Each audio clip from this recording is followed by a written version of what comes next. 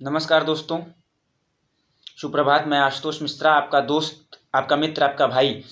आपके अपने YouTube channel विधिक जागरूकता में आपका स्वागत करता हूं, अभिनंदन करता हूं।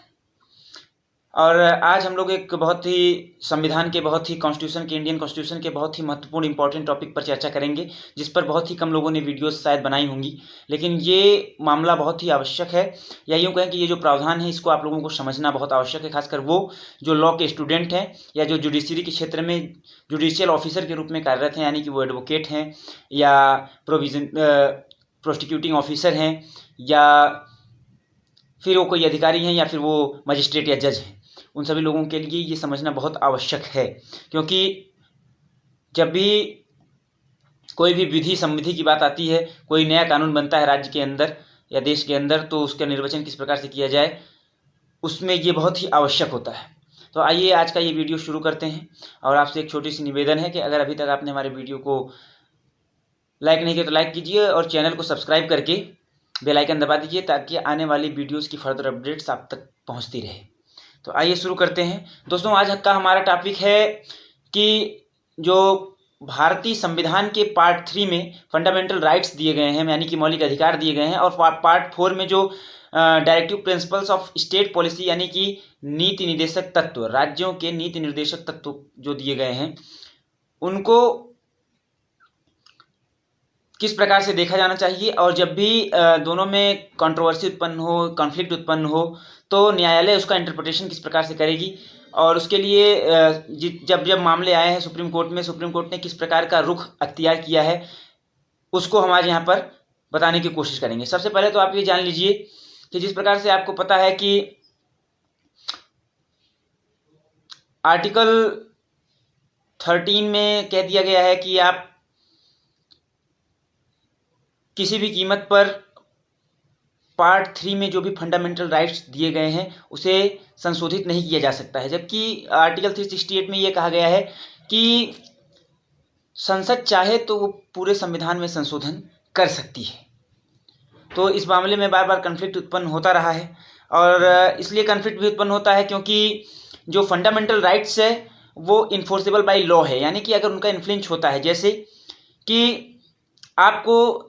विचार और अभिव्यक्ति की स्वतंत्रता आर्टिकल 19(1)(a) के अंतर्गत प्राप्त है, और अगर आपको इसका इन्फ्लुएंस होता है, जबरन आपको कोई विचार अभिव्यक्ति से रोकता है और आप ऐसी विचार अभिव्यक्ति कर रहे हैं जो किसी भी कीमत पर आर्टिकल 19 सब क्लॉज 2 के अंतर्गत जो भी उस पर बाउंडेशन लगाया गया है, जो भी रोक लगाई गई उसके दायरे में नहीं आता है, तो आपको अगर रोका जाता है तो आप उसको इन्फोर्स करने के लिए आर्टिकल 32 के अंतर्गत सुप्रीम कोर्ट या 226 के अंतर्गत हाई कोर्ट में जा सकते हैं रिट पिटीशन में।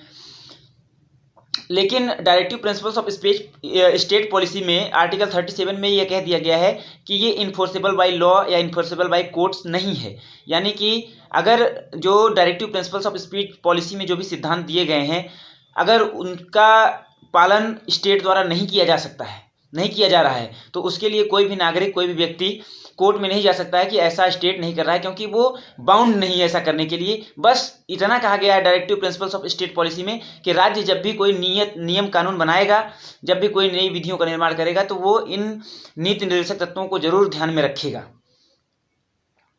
तो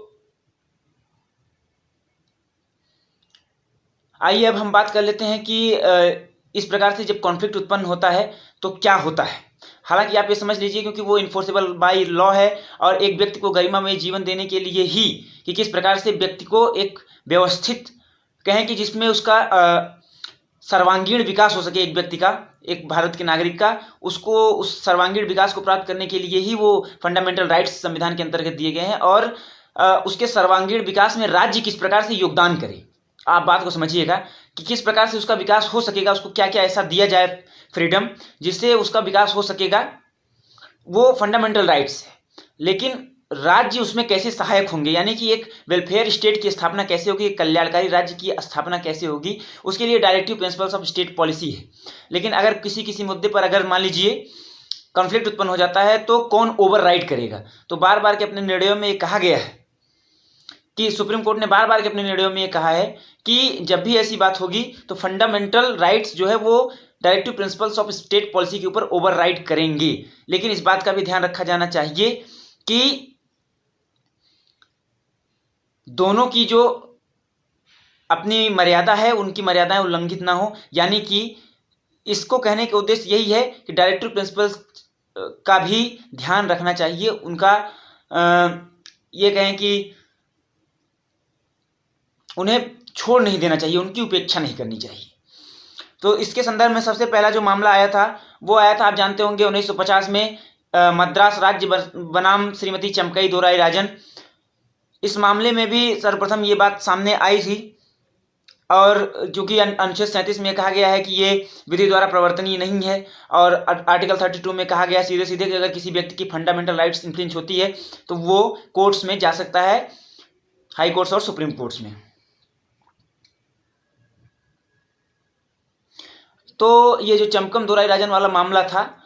उसमें यही कहा गया कि जब भी ऐसा मामला उत्पन्न होगा, जब भी ऐसी कॉन्फ्लिक्ट उत्पन्न होगी, तो फंडामेंटल राइट्स जो है वो नीति निर्देशक तत्वों के ऊपर ओवरराइड करेगी, यानी कि उसका विशेष ध्यान दिया जाएगा। ये अगर उपेक्षित भी छूट जाता है तो उसका कोई विशेष महत्व नहीं है। दूसरा मामला आया था बिहार राज्य बनाम कामेश्वर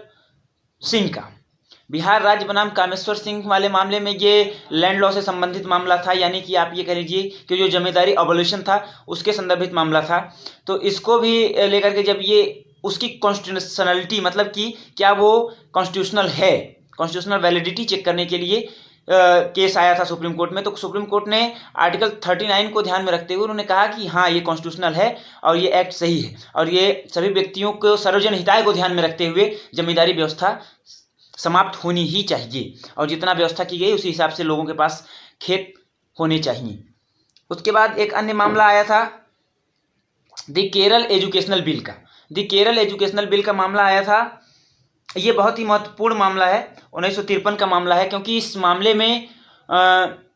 एक बहुत महत्वपूर्ण बात कही गई थी जो मैंने अभी आपको कही थी कि हालांकि directive principles of state policy जो है वो उसके ऊपर ओवरराइड नहीं करेगी, लेकिन जब भी न्यायालय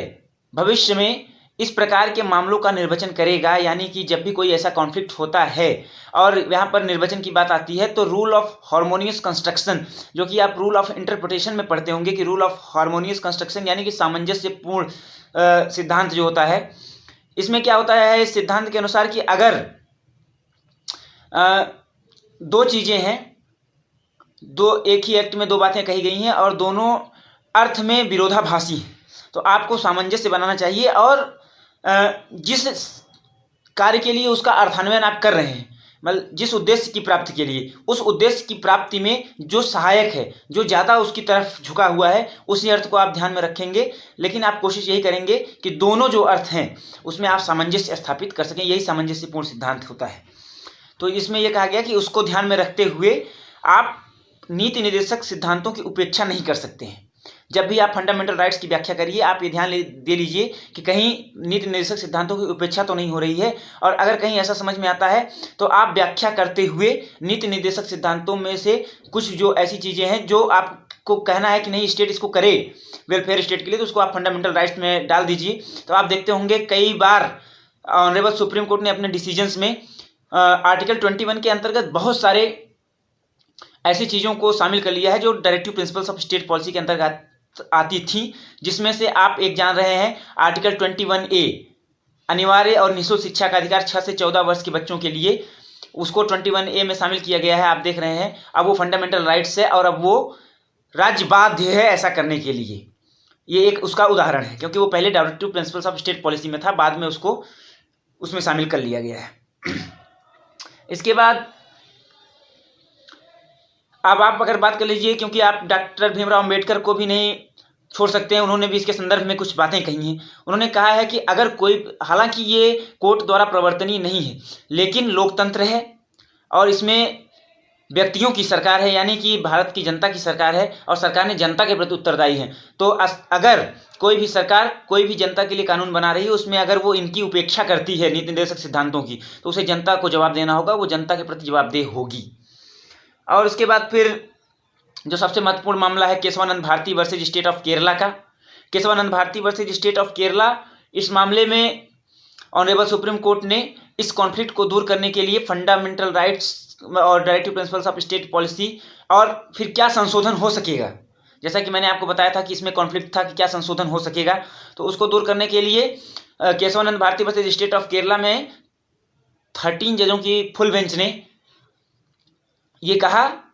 कि उन्होंने एक बेसिक स्ट्रक्चर डॉक्ट्रिन अडॉप्ट किया। उन्होंने कहा कि जो बेसिक स्ट्रक्चर है संविधान का, उसको छोड़ करके संपूर्ण संविधान को अमेंड किया जा सकता है भारत की संसद के द्वारा, ये उन्होंने कहा और ये डॉक्ट्रिन अडॉप्ट किया। और वहाँ पर भी ये कहा कि जब भी कोई कॉन्फ्लिक्ट होता है तो आप ये देखिए कि किसी भी कीमत पर DPSPs की उपेक्षा नहीं होनी चाहिए, लेकिन फंडामेंटल राइट्स ओवरराइड करेंगे। और इसी गतिरोध को समाप्त करने के लिए, क्योंकि इस निर्णय के बाद आप अगर संविधान पढ़ते होंगे तो आप जान ही रहे होंगे कि बहुत ही कॉन्फ्लिक्ट उत्पन्न हो गया था। और कॉन्फ्लिक्ट उत्पन्न होने के बाद किसके बीच में? विधायिका और न्यायपालिका के बीच में, यानी संसद और न्यायालय सुप्रीम कोर्ट के बीच में। तो इसको दूर करने के लिए संविधान का 25वां संशोधन लाया गया था, अधिनियम 1971 में पास किया गया, जिसमें अनुच्छेद 31 में 31 ग जोड़ा गया और अनुच्छेद 39 ख और ग में उल्लिखित निर्देशक तत्वों को कार्यान्वित करने के लिए विधि बनाने की शक्ति राज्य को दे दी गई। मतलब कि जो जजमेंट था कि बेसिक डॉक्ट्राइन को डिस्टर्ब किए बगैर आप कुछ भी संशोधन कर सकते हैं, और नई विधियों के निर्माण में आप क्या करेंगे, आपको DPSPs का ध्यान रखना है। और साथ में साथ ये भी कहा गया उसमें कि राज्य कोई भी ऐसी विधि नहीं बनाएगा जो कि पार्ट 3 के उल्लंघन में हो, या किसी भी कीमत पर वो जरा सा भी अगर पार्ट 3 का उल्लंघन करती है कहीं से भी, तो वो ऐसा माना जाएगा कि वो कॉन्स्टिट्यूशन के अगेंस्ट है और उसे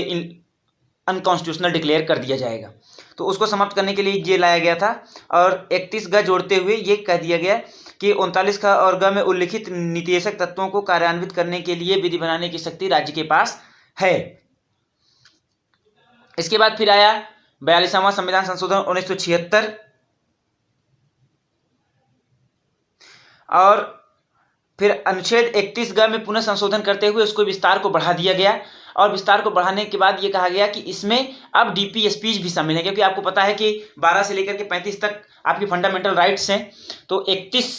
जो है वो फंडामेंटल राइट्स वाला पोर्शन है। और अब उसमें ये शामिल कर लिया गया कि वहाँ पर नीति निदेशक तत्व भी उसके अंतर्गत आते हैं, यानी कि केवल 2 नीति निर्देशक तत्वों 39 ख और ग को मूल अधिकारों पर प्राथमिकता प्रदान करता था। प्रस्तुत संशोधन अधिनियम संविधान के भाग 4 के सभी नीति निर्देशक तत्वों को भाग 3 के मूल, मतलब कि आप ये समझ लीजिए कि जो संविधान का 25वां संशोधन था वो केवल 39 ख और 39 ग को इस श्रेणी में रखता था कि वो उसके अनुसार कोई भी विधि बनाई जा सकती थी। लेकिन जब 42वां संविधान संशोधन आया तो उसमें यह कहा गया कि पूरे जो नीति निर्देशक सिद्धांत हैं उसको जो है मूल अधिकारों पर प्राथमिकता प्रदान कर दी गई, यानी कि राज्य चाहे तो मूल अधिकारों का उल्लंघन करके भी विधियां बना सकता है। इसके बाद फिर मामला आया था मिनर्वा मिल्स का, जैसा कि आपको पता है ये भी फेमस मामला था Minerva mills versus union of India का, जो कि आया था 1980 में सुप्रीम कोर्ट का मामला था। इसमें सुप्रीम कोर्ट ने ये अनुच्छेद 31 ग जो कि 42वें संविधान संशोधन द्वारा जो कि संशोधित करके जोड़ा गया था, और ये कहा गया था कि उसमें जैसा कि मैंने अभी आपको बताया जो भी कि पूरा DPSP जो है वो मौलिक अधिकारों पर ओवरराइड करेगा विधियों के मामले में। तो इस आधार पर असंवैधानिक घोषित कर दिया कि यह संविधान के मूलभूत ढांचे को नष्ट करता है। अनुच्छेद 31 ग समता के अधिकार यानी कि अनुच्छेद 14 और स्वाधीनताओं अनुच्छेद 19 के मूल अधिकारों को नष्ट करता है, जो स्वतंत्र लोकतंत्र के अस्तित्व के लिए आवश्यक है। विधि का शासन और न्यायिक पुनर्विलोकन, ये दोनों चीज़ें जो हैं वो बेसिक स्ट्रक्चर हैं, और बेसिक स्ट्रक्चर को अमेंड नहीं किया जा सकता है। जैसा कि मैंने बताया आपको केशवानंद भारती वाले केस में सुप्रीम कोर्ट ने ये थ्योरी अडॉप्ट की थी कि बेसिक स्ट्रक्चर जो भी होगा, जो भी चीज़ें कोर्ट जो है इंटरप्रिटेशन के द्वारा बेसिक स्ट्रक्चर घोषित कर देगी, उस बेसिक स्ट्रक्चर को अमेंड नहीं किया जाएगा संसद के द्वारा। बाकी सारी चीज़ें आर्टिकल 368 के पावर के द्वारा संसद अमेंड करेगी। तो ये मामला था। और उसके बाद फिर इसमें आपने 2 चीज़ें सीखी कि किस प्रकार से जुडिशियरी और लेजिस्लेचर के बीच में कॉन्फ्लिक्ट होता है, और फिर किस प्रकार से रूल ऑफ हार्मोनियस कंस्ट्रक्शन को यूज़ किया जाता है इंटरप्रिटेशन के दौरान। और साथ ही साथ आपने ये देखा कि किस प्रकार से सुप्रीम कोर्ट का अप्रोच रहा है फंडामेंटल राइट्स और directive principles of state policy के कंट्रोवर्सी के मध्य। तो हमें आशा है कि हमारे इस वीडियो से आपको कुछ लाभ हुआ होगा और आपके जो अनसुलझे पहलू थे इस मुद्दे पर वो क्लियर हुए होंगे। अगर आपको कुछ चीज़ें इसमें